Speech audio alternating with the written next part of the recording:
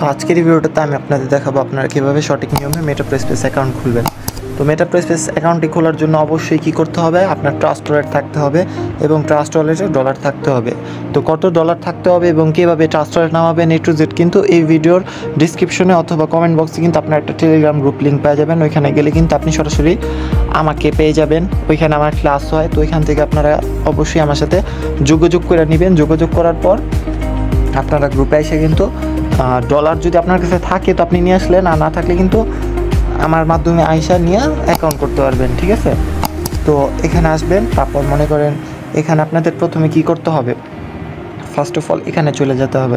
তো এখানে আপনাদের মনে করেন উপরে সার্চ করতে হবে কি BNB। হয়তো BNB আসার পর অনেকগুলো BNB থাকবে, আপনি একটু খেয়াল করবেন। এখানে এই যে কালো যে BNBটা আছে, কালো হলুদ, এটা অন করবেন শুধু। তারপর আপনার আবার অল নেটওয়ার্কে সিলেক্ট করবেন, তারপর আবার BNB স্মার্ট চেনে যাবেন। তারপর BNB স্মার্ট চেনে যায় USDT, এই দুইটা কারেন্সি লাগবে, একটু ভালোভাবে খেয়াল করবেন। এই সব জায়গায় ভুল করলে কিন্তু চলবে না। এই যে BNB আর USDT আর কালো এই লোগোটা দেখে নেবেন, ঠিক আছে। তো এই হচ্ছে কাজ। তারপর কি সিকিউরিটি অপশনে যাইতে হবে, সেটিংয়ে যাওয়ার উপরে, তারপর আপনার পাসওয়ার্ডটা দিবেন। পাসওয়ার্ডটা দেওয়ার পরে যে উপরে যে স্ক্যানারটা আছে এটা অবশ্যই অফ করতে হবে, ঠিক আছে। এটা অফ করলেন, তারপর কি করবেন, এই যে এখানে যে নিচে দেখতে পারতেছেন ডিসকভার অপশন আছে, এই যেদিকে নিচে সাইডে এই ডিসকভার আসবেন। তারপর প্রথমে যাবেন, এই যে সার্চে দিবেন, এমনি পেস্ট করবেন, সার্চ করবেন, আপনি যার রেফারে খুলতেছেন তার রেফার লিঙ্কটা এমনি সার্চ দিবেন। সার্চ দেওয়ার পর উপরে প্রথমে কাজ হবে কি, এই যে উপরে 3 ডট আছে, এই 3 ডটে চাপ দিবেন। এই 3 ডটে চাপ দিয়ে প্রথমে নেটওয়ার্কে চাপ দিয়ে BNB স্মার্ট চেইন নেটওয়ার্কটা সিলেক্ট করবেন। তারপর কি করবেন, তারপর এখানে যে কানেক্ট অপশন আছে, কানেক্ট চাপ দিবেন। তারপর কানেক্ট চাপ দেওয়ার পর এখানে দেখেন অপশন আসবে, তো এখানে আপনি দিবেন ব্রাউজার ওয়ালেট, ঠিক আছে। ব্রাউজার ওয়ালেট দিবেন, তারপর কানেক্ট। তারপর এখানে কানেক্ট হয়ে গেল আপনার ওয়ালেট, তারপর রেজিস্টারে ক্লিক করবেন। তো এখন আপনার থেকে দেখেন এখানে অপশন আসবে অ্যাপ্রুভ করে দিবেন। অ্যাপ্রুভ করার পর আপনার পাসওয়ার্ড চাবে, ট্রাস্ট ওয়ালেটে পাসওয়ার্ডটা দিবেন।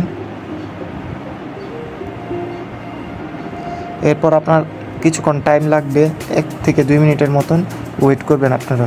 আর এইসব প্রসেসিং চলার সময় আপনারা কিন্তু কোনো জায়গায় বেরোবেন না, কিছু করবেন না, ফোন টোন দিবেন না। তারপর ভালো নেট রাখবেন, ঠিক আছে। নেটের কাছে যা নেবেন, যেখানে আপনারা ভালো নেট পান ওইখানে যাবেন। আর নইলে কিন্তু আপনাদের ডলার মাইট চলে যাবে যদি আপনারা ওই যে যখন আপডেট দিবেন প্রোগ্রামসগুলো, তো একটু সাবধান থাকবেন।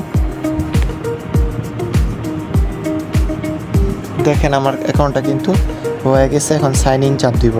তারপর আবার লক চাইলো, লকটা দিলাম। এরপর কিন্তু অ্যাকাউন্টটা আমার কি রেজিস্টার হয়ে গেল।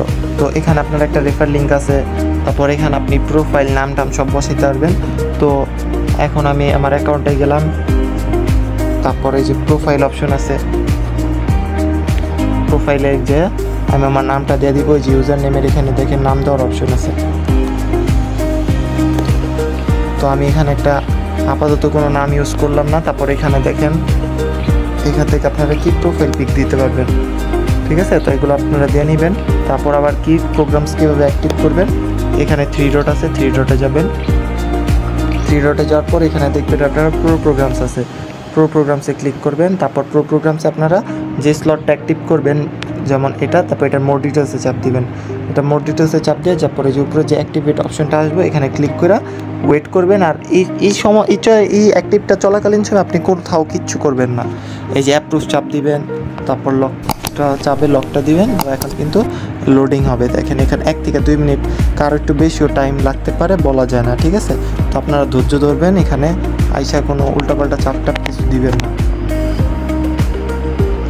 এই দেখেন এখন ঠিক 1 মিনিট পর আমার এটা অটোমেটিক অ্যাক্টিভ হয়ে যাবে। 1 থেকে 2 মিনিট, 3 মিনিটও লাগতে পারে। আর যাদের হবেই না তারা একদম টাইটা ব্যাক হয়ে VPN নামে আবার ট্রাই করতে পারেন।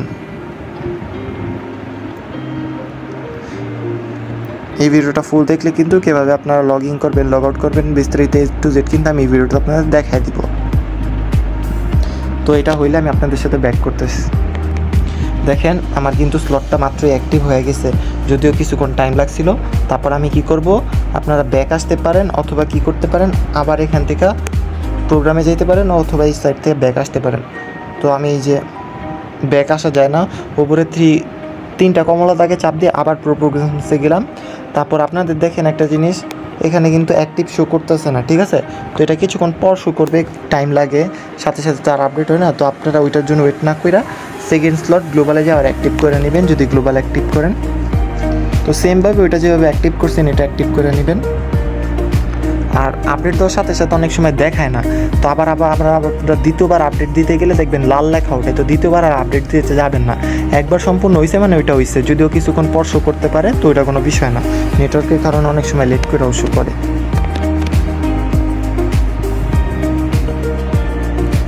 তো অ্যাকাউন্ট খুলতে কত ডলার লাগবে এগুলো যদি বিস্তারিত জানতে চান আপনারা অবশ্যই আগে আমার সাথে যোগাযোগ করে নেবেন।